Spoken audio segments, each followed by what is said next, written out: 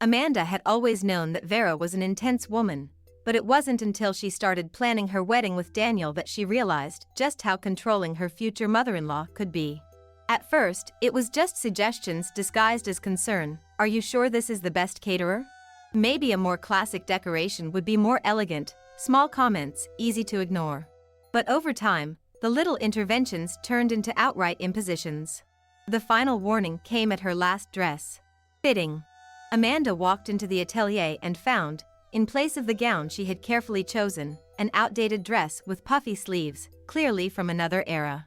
The seamstress, looking uncomfortable, explained that Vera had requested the change, claiming that it was a family dress and that it would be a beautiful tradition. That was the moment Amanda realized it wasn't just a wedding. It was a power play. In the following days, what had seemed like an isolated incident turned out to be part of a much bigger plan. Vera had financed a large part of the wedding, something Amanda only discovered when she started noticing unexpected changes. The guest list had expanded to include dozens of Daniel's distant relatives. The chosen priest was extremely conservative, and without warning, the couple's personalized vows had been replaced with a traditional version. Amanda tried to push back, but she always got the same response: I just want the best for you. And Daniel? Always passive. Love? She's just trying to help, but this wasn't help. It was control. And as Amanda started connecting the dots, she realized that Vera wasn't just manipulating the wedding, she was controlling everything around her. As the days passed, Amanda began to see the full extent of Vera's control. It wasn't just about the wedding, this was a carefully orchestrated power play. Vera wasn't simply an overbearing mother-in-law, she was a woman who dictated the lives of those around her with precision.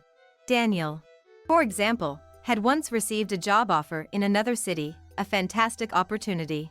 But somehow, he had turned it down, saying it just wasn't the right time. Amanda had always assumed it was his decision, until she started paying closer attention. His sister, Juliana, had tried launching her own business, but within months, it mysteriously crumbled when several major clients backed out without explanation. The pattern was impossible to ignore. Vera pulled the strings, and anyone who resisted found their life falling apart. Determined to get answers, Amanda began looking deeper. One evening, while searching for an old receipt in Daniel's family home, she stumbled upon something chilling, a small, leather-bound notebook tucked inside Vera's desk. The moment Amanda flipped through its pages, her stomach twisted. Every line, every note was a calculated move, details of how Vera had persuaded Daniel to decline job offers, how she had subtly spread rumors about Juliana in the business world, and even how she had manipulated the wedding finances to maintain control. Amanda's hands trembled as she realized the truth. This wasn't just emotional manipulation. It was a strategy. And she was the next target. Amanda knew she couldn't keep this to herself. That night, she confronted Daniel, expecting him to be shocked, to finally understand the magnitude of his mother's influence. But instead of outrage, he was defensive. His expression hardened as she showed him the notebook. "This isn't what you think," he muttered, flipping through the pages. "My mom has always done everything for us. She's just trying to keep the family together." Amanda felt her stomach drop. He wasn't just blind to Vera's manipulation, he was conditioned to accept it. Every excuse he made felt like another nail sealing his fate. She's a widow, Amanda. She's alone. Everything she does is out of love. Amanda's hands clenched into fists. Love? Love didn't look like this. Things escalated quickly. Bye. The next morning, Vera knew Amanda had found the notebook. The retaliation was immediate and ruthless. The joint account she and Daniel had set up for wedding expenses? Frozen. The venue booking? Cancelled. Vendors began calling Amanda, confused, saying that the mother of the groom had informed them the wedding was off due to unforeseen circumstances. And the worst part? Vera wasn't content with just ruining the wedding, she was going after Amanda's reputation. In hushed phone calls and whispered conversations, she planted the idea that Amanda was unstable, overwhelmed by the pressure, having a breakdown. Friends, family, even her own parents started asking if she was okay. Amanda realized she wasn't just fighting for control of her wedding, she was fighting for her reality. Amanda had no choice but to act fast. With Vera dismantling everything she had built, she packed her bags and left the apartment she shared with Daniel, seeking refuge at Juliana's place. The moment she stepped inside, she saw the understanding in Juliana's eyes. "She did it to you too, didn't she?" Juliana murmured, almost as if she had been waiting for this moment. Amanda didn't need to explain. The notebook, the financial sabotage, the whispers of instability, it was all too familiar. Sitting at the kitchen table, Amanda laid out everything she had found, page by page. Juliana's face darkened as she saw the notes about her own failed business. "She tanked my career," she whispered, realization washing over her like ice water. The weight of their shared experience was crushing, but for the first time, Amanda wasn't alone. Together, they decided to fight back. Amanda poured her story into an article, raw, unfiltered, exposing the insidious ways controlling parents and in-laws could manipulate their loved ones.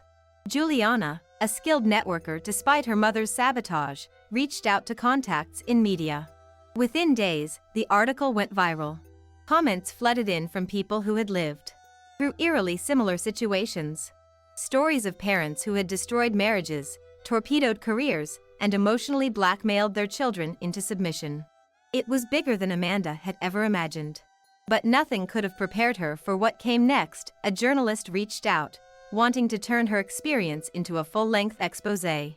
Vera had spent her life controlling the narrative, but now, for the first time, she wasn't the one telling the story. The article's impact was immediate and far-reaching.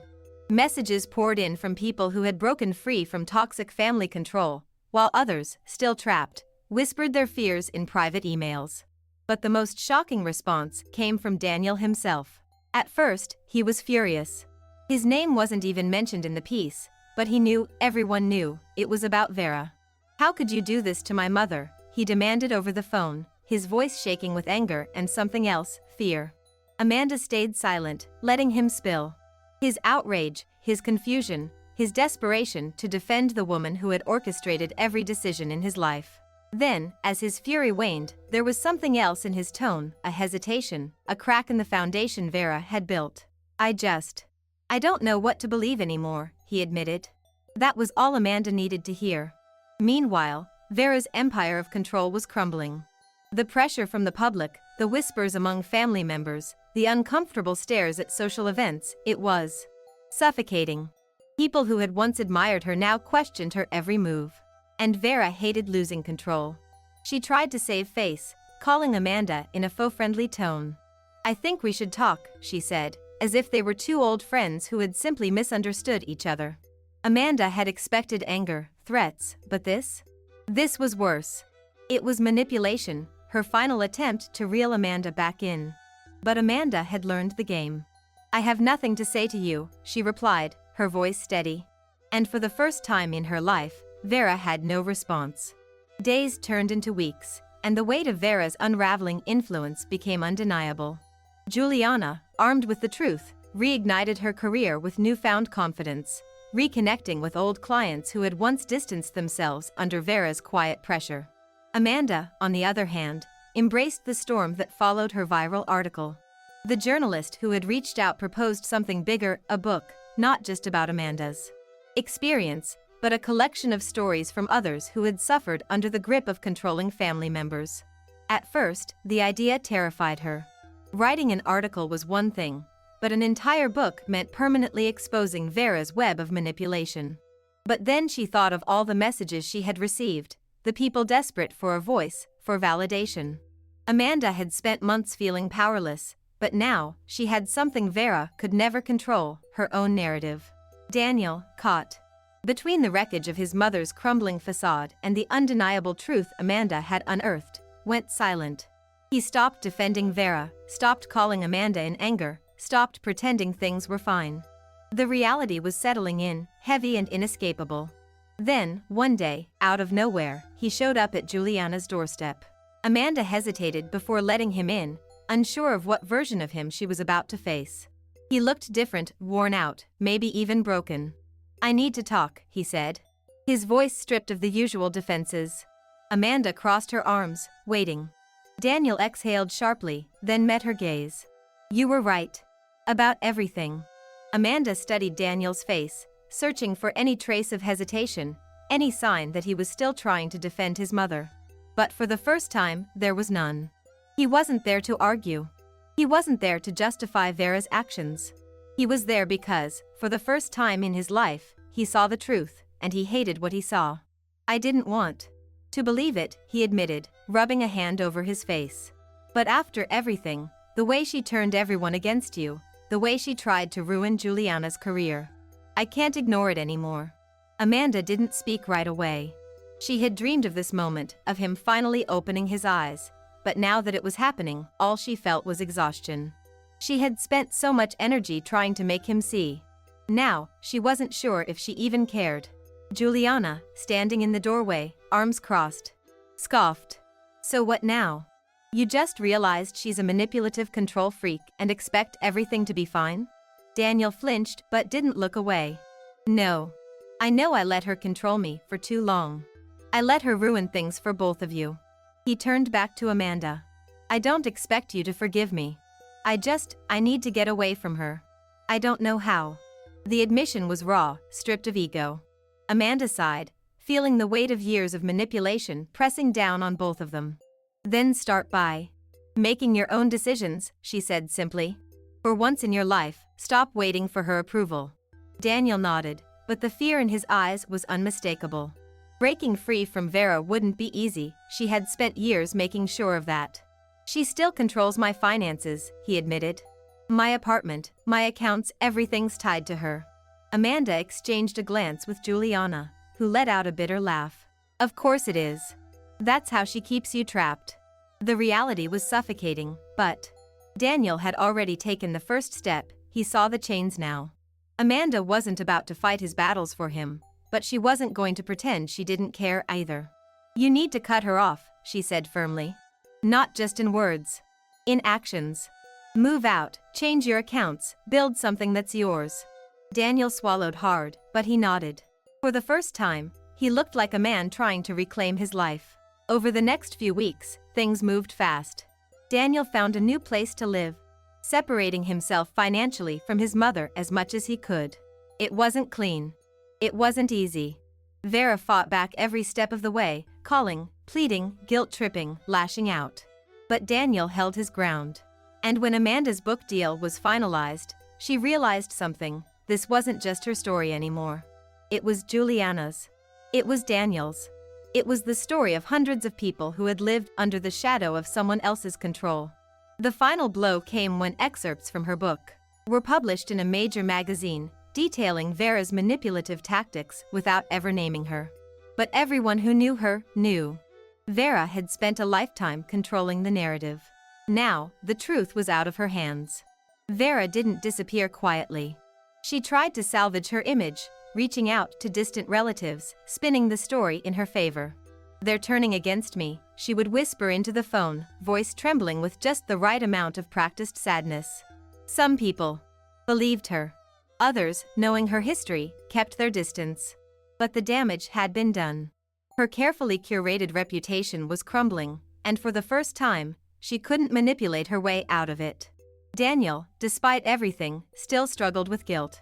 She's my mother, he muttered one evening, sitting across from Amanda in a quiet cafe. She studied him for a long moment before responding. And that's exactly why she got away with it for so long. Love and loyalty were powerful, but they became weapons in the wrong hands. And Vera had wielded them like a master. Months passed, and life moved forward. Amanda's book became a success, sparking conversations in ways she hadn't expected. Messages flooded in, not just from victims of controlling families, but from people who had been enablers, spouses, children, friends, finally recognizing the damage they had ignored for years. Juliana, now running her business free from her mother's interference, was thriving. And Daniel? He was learning how to stand on his own. There were no grand declarations, no dramatic apologies. Just small, quiet steps toward independence. One day, Amanda received a message from an unknown number. It was Vera. I'm working on myself. I hope one day you can understand. Amanda stared at the screen for a long time before locking her phone. Understanding wasn't the point. She didn't need closure. She didn't need Vera's validation. She had already won.